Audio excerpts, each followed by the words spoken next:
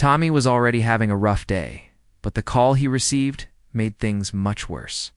His voice was tense, sharp, almost shaking with anger. He wanted answers, and he wanted them immediately. When he reached Walt, he did not waste a single second on small talk. Tommy demanded to know what was going on with his son. He had just heard that someone had died, and the news had reached him from someone else instead of the people who should have told him first. That alone made him furious. For Tommy, information meant control, and right now, he had none. Walt tried to stay calm, but the situation was messy. He told Tommy that he was already heading toward the scene. Something had happened that was bigger than either of them expected. But Tommy did not care about delays or explanations yet. He needed facts. Real facts. Police reports. Witness reports. Anything that could help him understand the situation before it grew into something that could damage his family and his business. Tommy had been around trouble his whole life, and he knew one thing very well.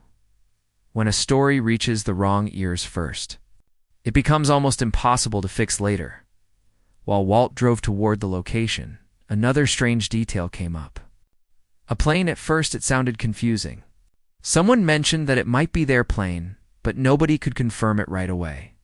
Then the truth started to become clear. The aircraft was not just damaged. It was completely destroyed. Pieces were spread across the road like metal rain had fallen from the sky. When Walt finally saw the wreckage area, it looked like something out of a disaster scene. The road they had built near the oil fields was now filled with broken parts of an airplane. This was not supposed to happen there. That road was meant for trucks, workers, and heavy machines moving oil every day. Not plane crashes. Not investigations. And definitely not something that could attract federal attention. But that was exactly what was starting to happen. Walt quickly realized that this was bigger than a local problem. The moment an aircraft goes down, agencies get involved. People ask questions. And when those questions start, they do not stop. Easily, Tommy, still on the phone, was already thinking ahead. His mind moved fast. He wanted to know if the right calls had been made. Should they contact people in Fort Worth? Should they warn others about what was happening? The crash site was turning into a serious incident, and if it was handled the wrong way, it could cause problems far beyond a broken plane. When Walt got closer to the wreckage, the situation became even more shocking. The damage was not the only problem. There were signs that the plane might have been carrying something illegal. Boxes, packages, materials that did not belong in a normal aircraft cargo hold. That was when someone mentioned drugs. Maybe cocaine, maybe heroin. No one knew for sure yet, but even the possibility made the situation 10 times worse. Tommy understood immediately what that meant. If drugs were involved, the investigation would grow much bigger. Federal agents, reports, evidence teams. Everything would be looked at closely. And the last thing Tommy wanted was extra attention on anything connected to him or his operations. He had a lot of business moving through those roads every single day. Thousands of barrels of oil had to travel out of that area. A crash site blocking the road could slow everything down. And delays meant money lost. But money was not the biggest problem right now. The biggest problem was attention. Attention from law enforcement. Attention from investigators. Attention from people who love asking questions. Walt soon met people already starting to examine the area. Some workers, some officials, and possibly more on the way. Everyone was looking around, trying to understand what had happened. And then another question came up that made the situation even more uncomfortable. The plane had been reported stolen weeks ago. That information surprised Walt.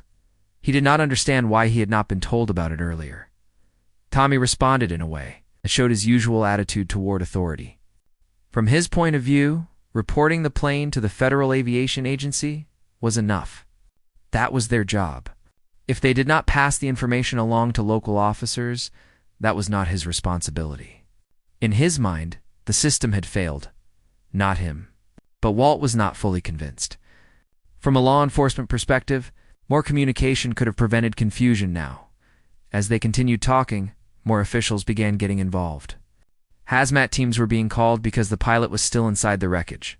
The situation was becoming dangerous. There were chemicals, fuel, and possibly drugs in the area. People were warned to stay upwind because breathing the wrong fumes could be deadly. Standing there, looking at the crash site, Walt realized something important. This was not going away quickly.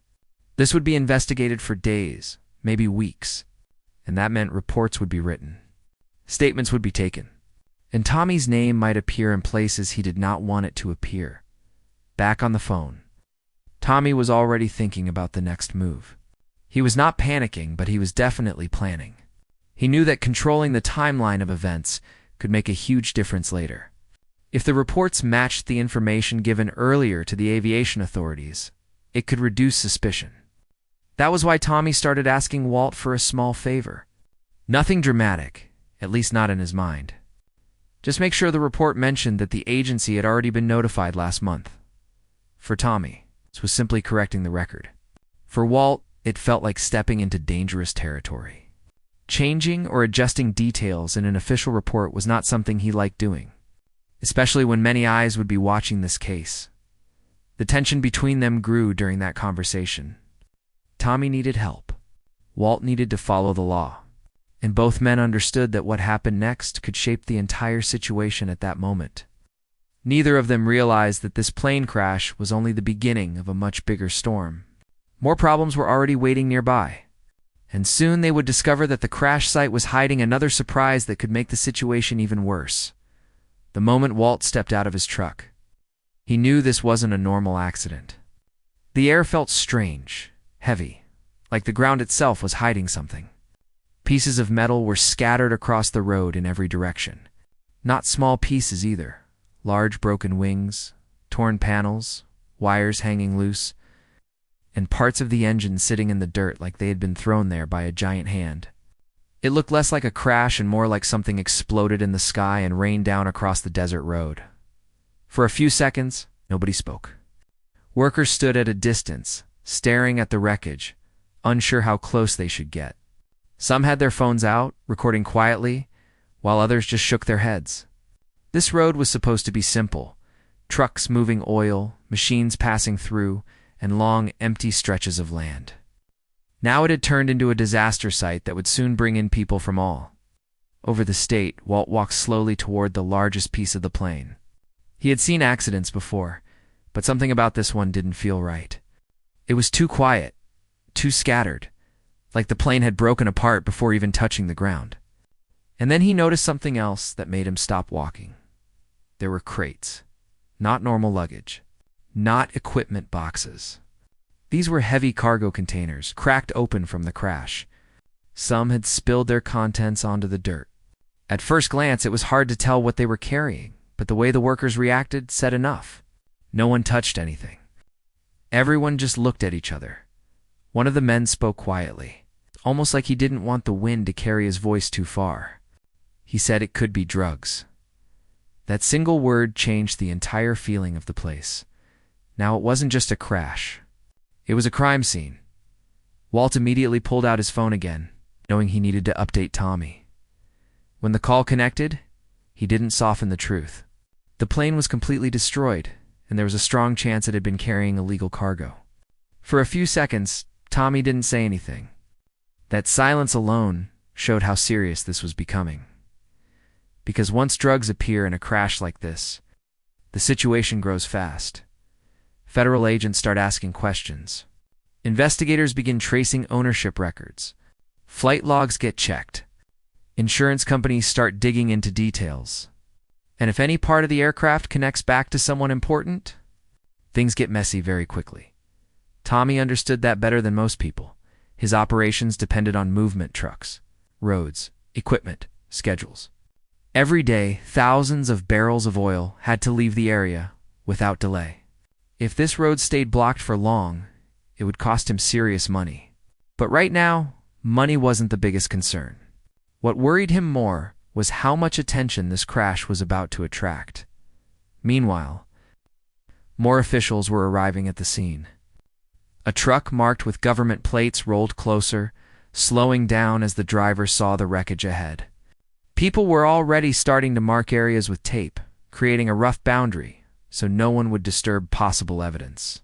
Some of the workers moved their vehicles back, giving space for investigators, who would soon take control of everything then. Walt heard something else that made the situation even stranger. The pilot was still inside what was left of the cockpit, or what remained of it. Someone from the early response team had already checked and confirmed the worst. The pilot had not survived the crash, and the condition of the wreckage meant removing the body would take time.